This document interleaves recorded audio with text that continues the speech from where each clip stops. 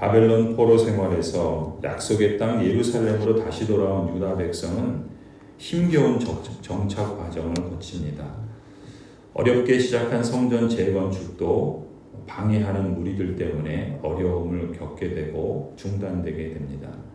꿈에 부풀어서 고향 땅 예루살렘으로 돌아왔지만 예루살렘의 영광은 그야말로 폐허가 되어버렸고 당장 생존을 먹고 살 걱정을 해야 할 그런 상황이었습니다.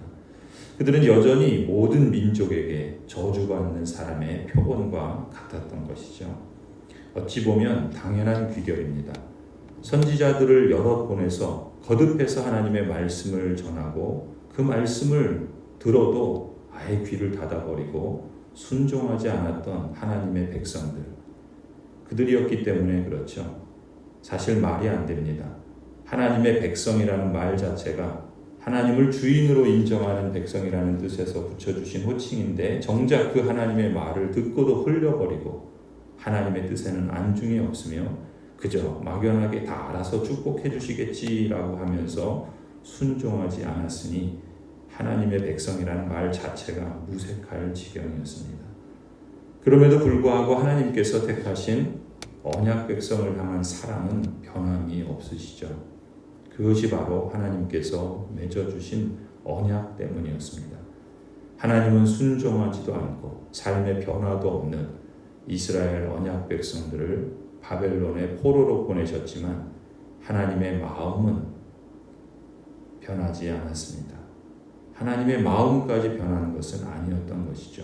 오히려 하나님의 백성들이 바벨론 포로 생활을 하는 그 긴 하나님의 침묵과 고난을 통해서 하나님을 다시 찾기를 바라셨던 것입니다. 하나님의 언약 백성과 시온을 향한 하나님의 언약적 사랑이 변치 않았기 때문에 시온을 다시 회복하시는 것이죠. 오늘 본문을 보면은 나 만군의 주 여호와가 말한다 라는 표현을 10번 정도나 반복하실 만큼 하나님의 언약적 사랑을 말씀하고 계십니다. 예루살렘을 포기하지 않고 다시 새롭게 하실 것이라. 심판이 혹독했던 만큼 하나님의 언약 백성을 향한 그 사랑도 지독할 정도로 무한하시고 크시고 변함이 없다라는 것을 이 말씀을 통해서 반복을 통해서 보여주시는 것입니다. 그래서 하나님께서는 예루살렘에 돌아왔음에도 불구하고 평안보다는 고난이 더 많은 이 당시의 언약 백성들이 유다에 돌아온 백성들이 맞이한 현실에 대해서 실망하고 지치고 포기하는, 그래서 자기 일에 힘을 내던 이 백성들에게 이렇게 고백하는 겁니다. 1절 2절이죠. 만군의 주님께서 나에게 말씀하셨다. 나 만군의 주가 말한다. 나는 시온을 열렬히 사랑한다. 누구라도 시온을 대적하면 용서하지 못할 만큼 나는 시온을 열렬히 사랑한다. 그리고 예루살렘에서 평화로운 일상을 다시 누리게 하시겠다라고 약속하십니다. 3절이죠. 나 만군, 나 주가 말한다. 내가 시온으로 돌아왔다. 내가 예루살렘에서 살겠다. 예루살렘은 성실한 도성이라고 불리고 나 만군의 주의 산은 거룩한 산이라고 불릴 것이다. 나 만군의 주가 말한다. 예루살렘 광장에는 다시 남녀노인들이 한가로이 앉아서 쉴 것이며 사람마다 오래 살아서 지팡이를 짚고 다닐 것이다. 어울려서 노는 소년 소녀들이 이 도성의 광장에 넘칠 것이다. 하나님께서 시온 예루살렘으로 돌아오시자 평화가 찾아오고 어린아이뿐 아니라 노인들도 거리를 자유롭게 왕래합니다. 과거에는 무섭게 징벌하셨으니 이제는 은혜를 내리시기로 작정하셔서 두려워할 필요가 없는 것이죠. 언약도 회복되어서 다시 하나님께서는 그들의 하나님이 되고 그들 가운데 거하시겠다 말씀하십니다. 이처럼 참된 회복과 샬롬은 하나님께서 언약 백성 중에 돌아오실 때 찾아오는 것이죠. 하나님께서 다시 그들의 하나님이 되셔서 성실과 공의로 예루살렘을 다스리시겠다라고까지 말씀하십니다. 7절이죠. 나 만군의 주가 말한다. 내가 내 백성을 구해 동쪽 땅과 서쪽 땅에서 구원하여 내겠다. 내가 그들을 데리고 와서 예루살렘에서 살게 하겠다. 그들은 나의 백성이 될 것이며 나는 그들의 하나님이 되어 성실과 공의로 다스리겠다. 그러니 실망하지 말라는 것입니다. 일어나서 성전을 건축하는 일에 다시 힘을 내라고 격려하십니다. 9절이죠. 나 만군의 주가 말한다. 너희는 힘을 내어라. 만군의 주의 집 곧 성전을 지으려고 기초를 놓던 그때에 일어난 그 예언자들이 전한 바로 그 말을 오늘 너희는 듣는다. 그런데 9절 뒷부분을 보면은 이 돌아온 백성들의 이 삶의 전환점이 바로 선지자의 말에 순종하여서 성전 지대를 쌓던 날이다라는 것을 알 수 있어요. 그래서 10절 표현처럼 이제 성전 재건축을 위해서 기초를 놓고 16년 동안이나 중단되었던 재건축을 다시 시작하는 날, 그 이전과 그 이후는 완전히 다르게 될 것이라고 말씀하십니다. 10절이죠. 그 이전에는 사람이 품삯을 받을 수 없었고 짐승도 제 몫을 얻을 수 없었다. 해치는 사람들 때문에 문밖 출입도 불안하였다. 내가 이웃끼리 서로 대적하게 하였기 때문이다.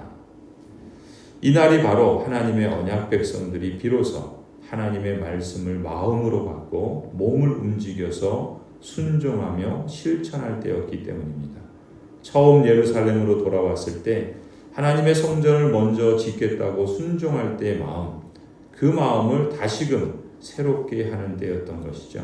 숱한 방해로 인해서 중단되었던 재건축을 이제 다시 재개해서 묵묵히 순종하는 새 역사를 여는 때, 이 때가 바로 유다 백성들의 전환점이 되는 그 이전과 그 이후가 완전히 달라지게 될 것이다 라고 말씀하시는 때였던 것입니다. 하나님의 성전으로 거룩하게 부름받은 성도 여러분, 성도로서 우리 인생의 전환점은 언제 오는가? 그것은 바로 내가 마음을 돌이켜 순종할 때입니다. 하나님은 사실 언제나 준비되어 계셨습니다. 아니, 늘 한결같이 일하고 계시죠. 문제는 내가 움직이냐 아니냐, 내가 듣고 순종하느냐 아니냐, 거기에 달려있는 것입니다. 마음을 새롭게 함으로 변화를 받아서 순종으로 새 역사를 다시금 열어가는 전환점을 만드는 계기로 삼으십시다. 변화의 시작은 바로 순종에서 비롯됩니다. 하나님께서 이렇게 다시 새 역사를 재개하는 언약 백성들에게 11절부터 이렇게 약속하십니다. 그러나 이제 살아남은 이 백성에게는 내가 이전같이 대하지 않겠다. 나 만군의 주가 말한다. 뿌린 씨는 잘 자라며 포도나무는 열매를 맺고 땅은 곡식을 내고 하늘은 이슬을 내릴 것이다. 살아남은 백성에게 내가 이 모든 것을 주어서 누리게 하겠다. 유다 집과 이스라엘 집은 들어라. 이전에는 너희가 모든 민족에게서 저주받는 사람의 표본이었다. 그러나 이제 내가 너희를 구원할 것이니 너희는 복받는 사람의 표본이 될 것이다. 두려워하지 말아라. 힘을 내어라. 하나님은 이제 다시 손을 견고히 하라 격려하시죠. 우리 삶에는 늘 안팎으로 여러 가지 어려움이 있고 그러다 보면 도망갈 부실들이 있기 마련입니다. 하지만 언약의 신실하신 하나님의 굳은 약속을 믿고 신뢰하면서 끝까지 낙심하지 마시기 바랍니다. 설령 순종의 대가가 바로 당장에 보이지 않을 수도 있습니다. 그렇다 하더라도 만군의 주 여호와께서 말씀하신 대로 열어주실 새 날을 향해서 발을 내딛고 손을 견고히 펴시기 바랍니다. 분명 하나님께서 이전같이 대하지 않으실 것입니다. 뿌린 씨는 잘 자라며 포도나무는 열매를 맺고 땅은 곡식을 내고 하늘은 이슬을 내릴 것입니다. 만군의 주 여호와께서 이 모든 것을 주시며 누리게 하실 줄 믿습니다. 참으로 하나님께서는 구원하실 뿐만 아니라 과거 유다 백성들이 모든 민족에게 저주받는 사람의 표본이 된 때와는 전혀 다른 그야말로 복받는 사람의 표본이 되게 하실 것입니다. 이러한 은혜, 이러한 충만한 열매가 여러분에게도 우리 교회에게도 충만하기를 간절히 축원합니다. 기도하시겠습니다. 하나님의 언약 백성이라는 말이 무색할 정도로 하나님께 불순종하고 하나님을 떠나서야고 하나님을 믿는다 하면서 겉은 번지르하나 속은 죽어있는 그런 백성들이 하나님의 징계를 받아서 모든 민족들이 조롱하고 손가락질하는 저주의 표본이 되었던 것을 우리는 이스라엘의 과거 역사를 통해서 보게 됩니다. 그러나 하나님은 긍휼이 풍성하시고 또 언약을 변개치 않으시며 성실과 공의로 행하시는 하나님이셨습니다. 그래서 그들을 포로에서 다시금 돌아오게 하시고 그 폐허가 됐던 예루살렘 성을 다시금 재건하시며 무너진 성전을 다시금 건축하셔서 하나님이 함께 그들 가운데 거하시는 놀라운 일을 말씀하셨고 또한 그것을 하나님께서 실천하셨던 것을 우리는 성경의 역사를 통해서 확인합니다. 오 하나님, 우리도 그러한 하나님을 믿고 그 하나님을 나의 하나님이라 언약의 하나님이라 또 따르는 그러한 언약 백성 되게 하신 것을 감사합니다. 우리도 하나님 이스라엘의 과거 부끄러운 역사의 전철을 되밟지 않게 하시고 하나님의 거룩한 백성다운 면모를 우리의 삶의 여정 속에서 걸어가게 하여 주옵소서. 그 백성이 끊임없이 순종과 불순종을 반복하며 그들의 역사는 암울하게도 불순종의 역사로 끝나서 그들이 패망하고 나라를 잃고 지금도 하나님의 언약 백성으로서 그 명맥을 유지하지 못하는 그런 안타까운 상황 가운데 있지만 그러나 우리에게는 하나님께서 이방인임에도 불구하고 허락하신 그 놀라운 은총을 주셨사오니 오 하나님 우리가 감사와 감격으로 하나님의 크신 지혜를 찬송하고 하나님께서 지금 우리와 함께 하셔서 행하시는 역사를 우리도 우리의 삶의 자리에서 현재의 시점 속에 잘 감당해 갈 수 있도록 늘 깨어있게 하여 주시옵소서.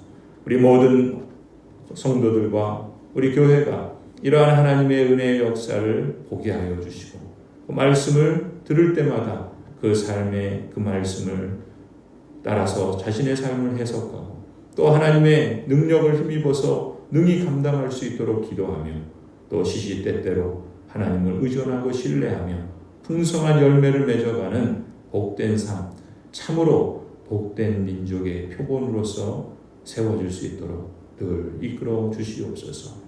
올해도 우리가 발전하는 모습을 나타내자는 소원을 갖고 한 걸음 한 걸음 지난 8개월의 걸음을 내딛고 있습니다.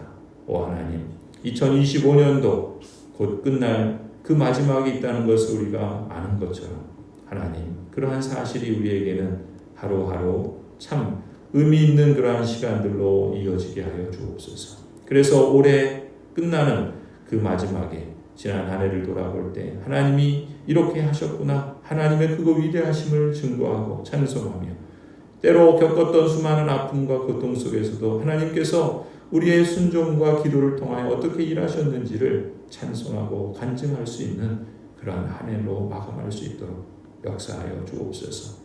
그러나 우리가 부족하고 연약하여서 넘어지고 또 아픈 기억들이 있다면 그러나 마음을 새롭게 함으로 변화를 받아서 새로운 역사를 이끌어 가시는 그 하나님을 기대하며 그 주님과 함께 날마다 새롭게 나아갈 수 있도록 은혜와 긍휼을 베풀어 주시옵소서. 오늘도 하나님의 백성들이 흩어져 이 세상 속에 살아갑니다. 자리마다 함께 하여 주시고 또 우리도 하나님을 인정하며 주님과 동행하는 복된 하루가 되게 하여 주옵소서. 특별히 육신의 연약함과 여러 가지 아픔 가운데 있는 성도들을 기억하여 주시고 그 침상에서 주님을 기억하고 기도할 때마다 그 몸을 새롭게 하실 뿐만 아니라 그 심령이 날마다 주님으로 새로워지게 하여 주시옵소서. 이제는 우리 주 예수 그리스도의 은혜와 하나님 아버지의 그 무한하신 사랑과 성령 하나님의 역사하심과 충만하게 하여 주심이 주님께서 택하여 부르신 모든 언약 백성들, 가정들과 자녀들과 생업과 일터와 학업 위에 고향 제일교회 위에 이제로부터 영원토록 함께 있을지어다. 아멘.